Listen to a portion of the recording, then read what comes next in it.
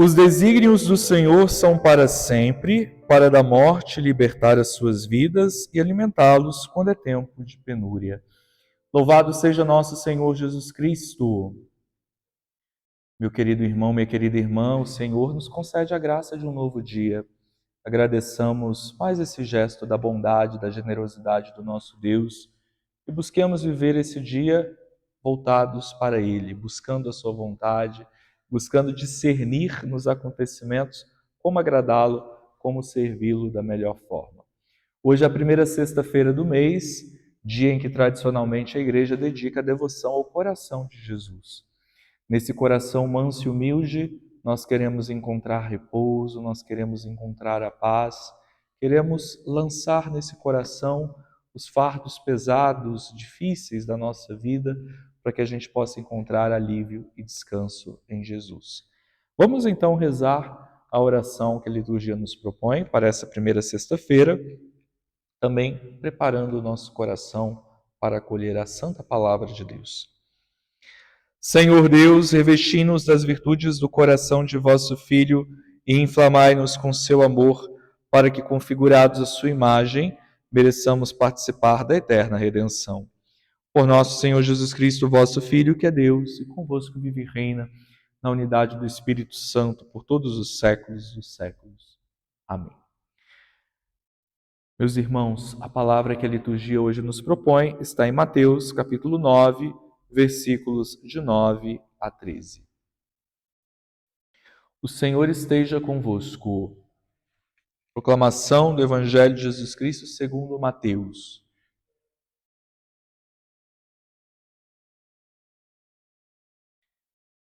Naquele tempo, Jesus viu um homem chamado Mateus sentado na coletoria de impostos e disse-lhe: "Segue-me." Ele se levantou e seguiu a Jesus.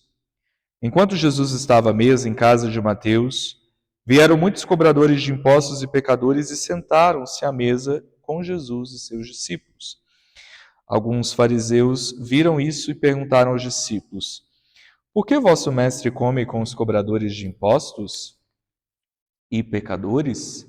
Jesus ouviu a pergunta e respondeu: "Aqueles que têm saúde não precisam de médico, mas sim os pecadores, os doentes. Aprendei, pois, o que significa: quero misericórdia e não sacrifício. De fato, eu não vim para chamar os justos, mas os pecadores." Palavra da salvação. Glória a vós, Senhor. Amados irmãos e irmãs, durante a vida pública de Jesus, ele foi acusado muitas vezes pelos fariseus de se misturar com pessoas de má índole, com pessoas que não tinham uma vida assim tão reta, tão ortodoxa em relação aos judeus piedosos que buscavam praticar a lei e buscavam ser fiéis a todos os preceitos. De fato, Jesus parece ter uma predileção especial por esses que estão à margem, por esses que eram excluídos por aquela sociedade daquele tempo. Então nós vemos Jesus com as mulheres, o que era algo absolutamente reprovável para a cultura daquele tempo. Nós vemos Jesus com os cobradores de impostos, que eram pessoas consideradas de má índole. Nós vemos Jesus que não hesita em tocar e curar aqueles que eram considerados impuros, como aqueles que eram acometidos pela lepra ou por alguma outra doença. Isso tudo porque Jesus ele deseja realizar aquilo que nós escutamos no texto bíblico de hoje. Aqueles que têm saúde não precisam de médico, mas sim os doentes. Então Jesus atribui essa palavra a si mesmo e ao seu ministério. Ele veio para todos, Jesus veio para todos. Também para aqueles que já estão nesse caminho de santidade. Claro que ele aprova, claro que ele abençoa e fortalece aqueles que buscam viver uma vida reta. Mas Jesus, ele tem uma predileção pelos últimos, pelos excluídos, por aqueles que ainda não experimentaram a força dessa vida nova, a força dessa redenção, dessa transformação interior que ele veio realizar. Então ele é esse médico que se inclina para curar os feridos, os caídos que estão pelo caminho. né? Então é para eles que Jesus vem em primeiro lugar. Veio naquele tempo e vem hoje também. Pensemos quantas pessoas são excluídas, são abandonadas, quantas vezes nós julgamos as pessoas, nós consideramos que talvez ela já esteja até condenada, mas para Jesus ninguém está perdido. Para Jesus tudo pode recomeçar, tudo pode se refazer. Então, ele é aquele que ainda hoje age através de nós para que a gente possa ir em direção às periferias. O Papa Francisco falava das periferias existenciais. Quantas pessoas estão nas periferias? Não só as periferias das grandes cidades, mas nas periferias dos vícios, nas periferias do pecado, nas periferias da tristeza, do desânimo, da depressão.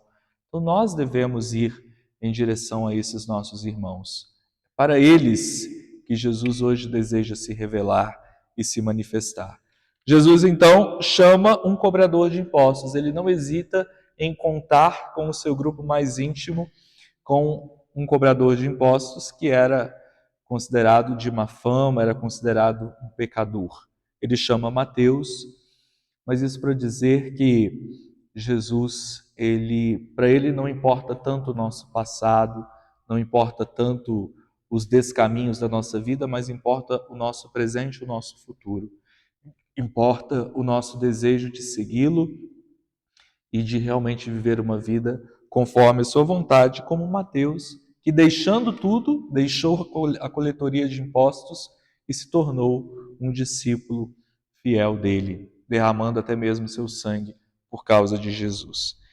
Que nós, então, meus irmãos, nos sintamos alcançados por essa misericórdia de Jesus. Nenhum de nós é digno de tamanha graça, mas o Senhor nos faz dignos. O Senhor quer que nós sejamos seus colaboradores e estejamos sempre em comunhão com Ele. Que Deus, então, nos abençoe, fortaleça o nosso seguimento e que a Mãe de Jesus interceda por nós, interceda por este dia. Amém.